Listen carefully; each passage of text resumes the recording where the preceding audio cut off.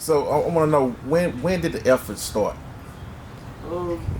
That's right. And how did it start? Either the end of 15 or the beginning of 16, right? Yeah. I want to say the beginning of 2016. Okay. Just to be for sure, the beginning of 2016 we created the effort. And like I said, when you say we, well, I say we because the name came from someone else. The name came from my. So you ever heard of Glasses Malone? Yeah. I was just telling him, Glasses Malone's brother was in the studio with us.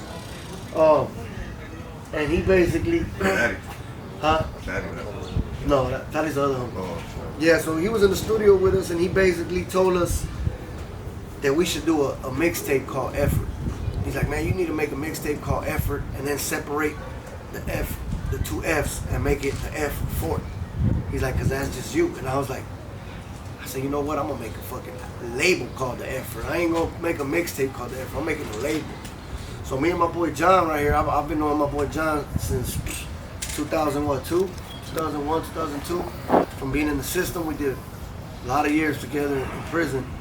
And he was home and we ran into each other out here, and he basically quit his job, bro. Whatever he was doing, he was cutting hair, doing like celebrity barber. Yeah. He let that go to run full throttle with me with the music. I explained to him, I'm like, bro, I can't pay you. I don't have money to pay you. He didn't care. He said, let's do it. So we ran it. You know what I'm saying? And bro, now the seeds that we planted are starting to grow. Yeah, man, they sprouting, bro. Definitely sprouting, man. They're growing fast. Faster than we expected it, because at the end of the day, it's not, like I said, it's not overnight. This is something you got to dedicate yourself to. Something you might make family members believe that you forgot about them. You know? Because you're so into what it is you're doing. I got cousins, friends, family members that, hey, you don't even call me. You don't text me. Bro, I barely text my mama.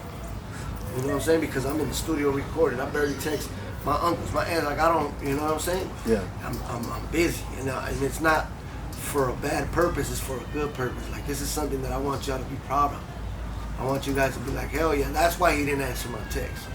This motherfucker on a flight to wherever. Yeah. Right. You know what I'm saying? He's doing it. So that's my main thing is, you know, the people that I don't respond to, just like on Instagram, I get a million messages. I can't answer every message. I can't take every picture with everybody that I'm out here seeing and running into. Like, there's times that I gotta keep pushing. I try my hardest to, especially the kids, when they approach me, like, can I get a flick? Let's get it. You know, let's get it. But there's times where I'm in full, you know, work mode where it's like, I gotta go, man, sorry, like, let me just get to this, you know what I mean? And I feel bad, but that's where this message comes in, you know what I'm saying? I apologize for not being able to tap in with everybody, but at the end of the day, my heart's there, you know what I'm saying? I respect and I love the people that love and respect me and appreciate and support me with everything that I'm doing. Hey, so, hey, man, the fans want to know, how did the relationship between you and Yelawolf begin? Right.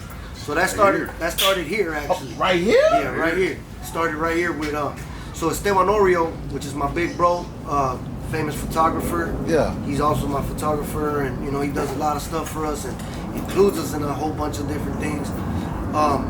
Esteban Oreo had mentioned that Yelawolf was doing a documentary called The Slumerican Life, right? Slumerican Life. Crackle. Yeah, it's on Crackle.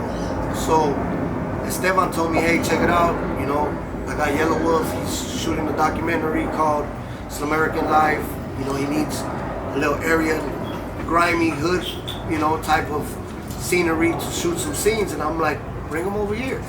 So he brought him, and you know, my homies that are here, you know, welcomed them with open arms and, you know, modelos and, you know, Friday the 13th. It was actually, yeah, On Friday the 13th. Yeah, that's the hood day. So that's the day we're chilling. But Friday. It makes sense. Okay. Right. So you know, Friday 13 is F13. So we chill. Yeah. That's our day. You know. So we chilling, and he brings them that day, and it's funny because Yelawolf has a tattoo of Jason tattooed on him. Ooh. So my homies seen it, and they're like, "You got Jason on you?" Like, and he's like, "Yeah, that's me right there. I love Jason." And the homies like, "You know it's Friday 13, right?" And they're like, "Yeah."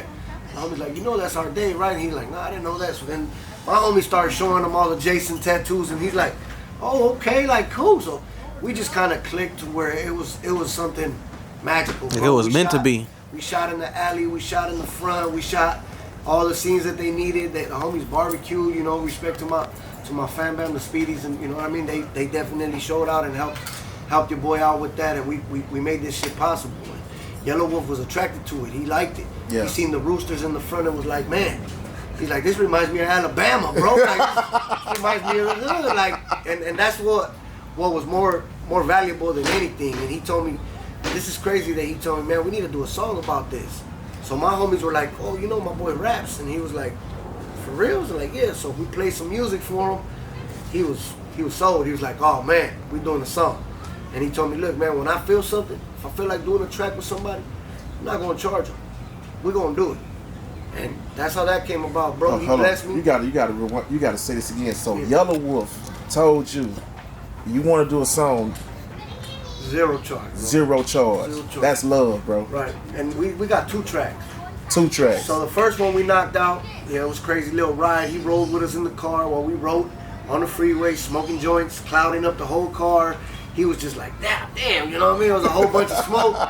And we wrote, we got to the studio, we recorded it at Frank Nitty's. Yeah. My boy Frank Nitty. Shout out to Nitty. For sure. I'm gonna knock your ass out when I see you. Frank Nitty, my peeps, man. Frank Nitty, really good dude, though. So we went over there, recorded the track, got that done. After we did that, it was a relationship after that. Okay. You know, now Yelawolf pulls up and he's like, hey, I'm over here at the observatory. Bring your people, pull up. How many can I bring? Bring as many as you want. It's crazy that I kind of like spoke whatever it is that I wanted into existence. From me being in the system, I used to watch BET and I seen Yelawolf on BET and I was like, how did this white guy get on BET? I said, this dude must be good. Yeah. So I listened to his music and I said, oh, that's how he got there. Yeah. This motherfucker's a monster. You know what I mean? I listened to his music. I'm like, God damn, this boy a beast. He was like in the top 3. You know, like killing motherfuckers. Yeah.